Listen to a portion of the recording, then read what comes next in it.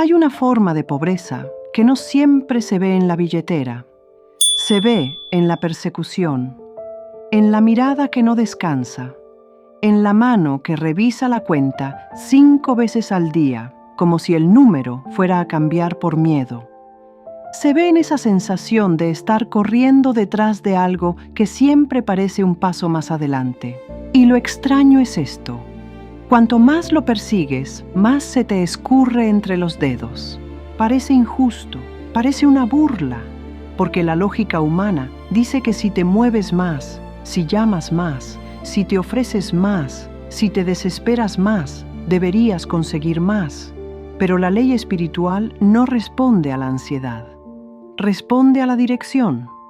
Florence Scovel Shinn enseñó que la provisión material no llega por persecución, sino por alineación. ¿Y si el dinero no fuera un animal salvaje que tienes que cazar? ¿Y si fuera una respuesta? ¿Y si tu problema no fuera falta de esfuerzo, sino exceso de agitación?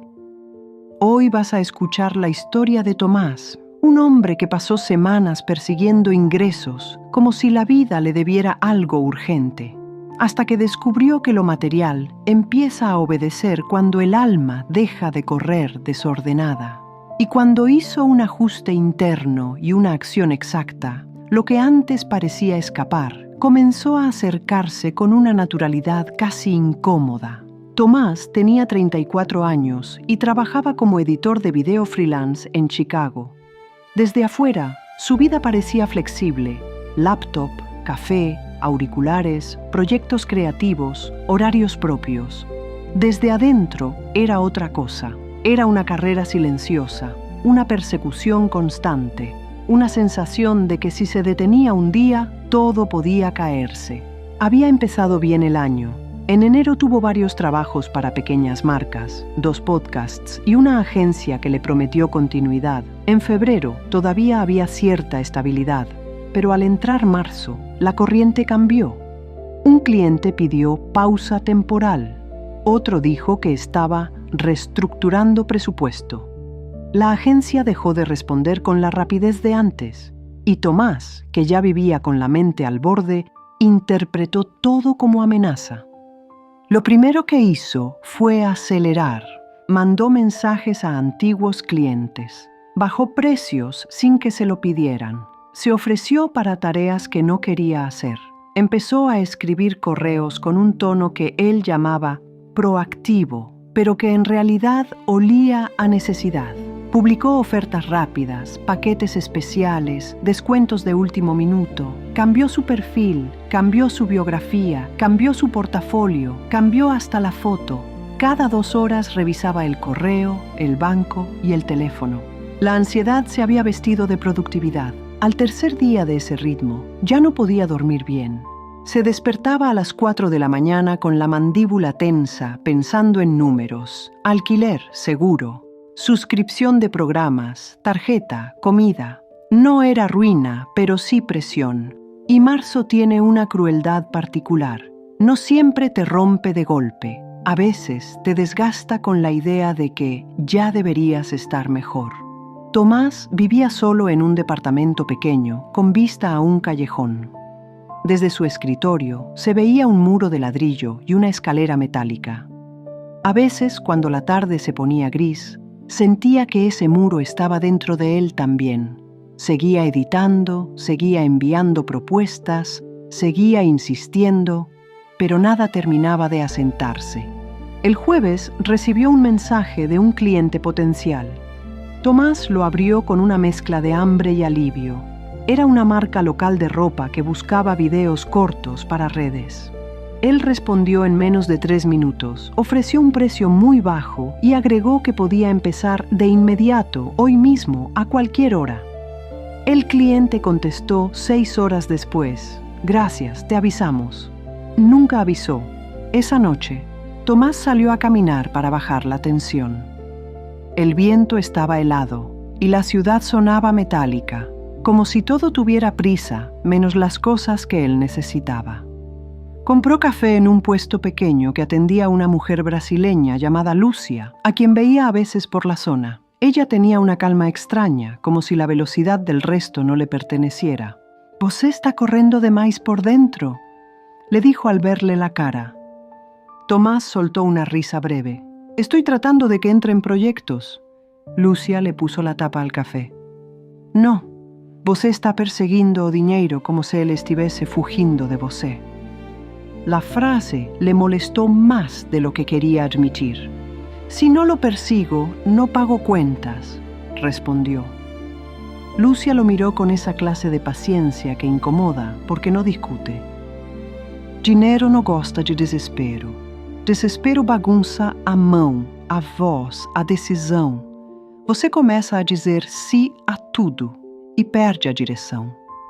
Tomás se fue con el café demasiado caliente en la mano y esas palabras pegadas en la cabeza. En el fondo sabía que había verdad ahí. Sus últimos días no habían tenido dirección. Habían tenido reacción. Todo era respuesta al miedo. Todo era a ver qué sale. No había una línea limpia, solo intentos tirados como redes al agua. El viernes por la mañana recibió otro golpe. Un cliente con el que contaba para cobrar la próxima semana pidió retrasar el pago 10 días más. El mensaje era amable, pero el efecto fue brutal. Tomás se quedó mirando la pantalla como si las palabras se hubieran vuelto piedra. Sintió calor en la nuca, después frío en el pecho. Abrió su hoja de gastos. Volvió a revisar números. Hizo cálculos. Empezó a buscar trabajos rápidos en plataformas que detestaba. Se ofreció a editar bodas, cursos, anuncios políticos. Cualquier cosa. Cualquier cosa. A media tarde ya estaba exhausto y todavía no había resuelto nada. Abrió un archivo y se quedó mirando la línea de tiempo sin poder concentrarse. Su mente iba más rápido que sus manos. Se enojó consigo mismo. Cerró la laptop. La abrió otra vez. Volvió a revisar el banco. Cero novedad. Entonces pasó algo pequeño pero decisivo. Se escuchó hablar en voz alta, solo en el cuarto. «Tengo que salir a cazar plata. No hay de otra». La frase cayó en el aire como una confesión fea. No por la palabra plata, sino por el espíritu detrás. Cazar, perseguir, agarrar lo que sea. Tomás sintió una vergüenza rara, no porque necesitara dinero, eso era real, sino porque se había convertido en un hombre desordenado por dentro. Un hombre disponible para cualquier cosa, menos para la dirección correcta. Se quedó sentado en silencio. El cielo empezó a oscurecer. Las luces del callejón se encendieron y por primera vez en semanas admitió algo que no había querido ver. No estaba trabajando desde dignidad, estaba corriendo desde miedo. Esa noche no pudo seguir frente a la pantalla. Bajó otra vez al puesto de café, aunque ya casi estaban cerrando.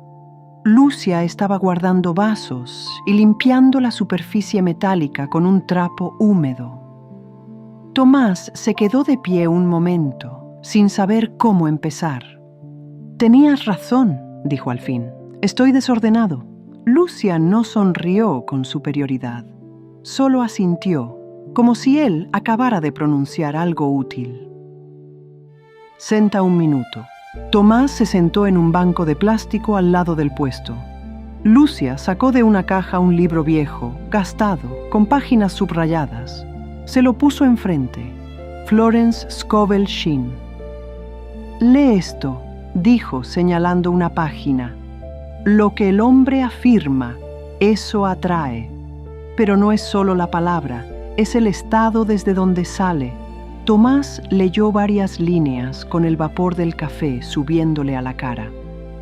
Florence hablaba de la provisión como algo que puede ser llamado bajo gracia, de la importancia de la fe sin ansiedad, de no abrir puertas equivocadas por pánico, y de pronto algo se le ordenó. Su error no era querer dinero, su error era tratarlo como si fuera un amo caprichoso al que había que perseguir de rodillas. Lúcia se lo explicó en términos simples. Dinero es forma, respuesta material.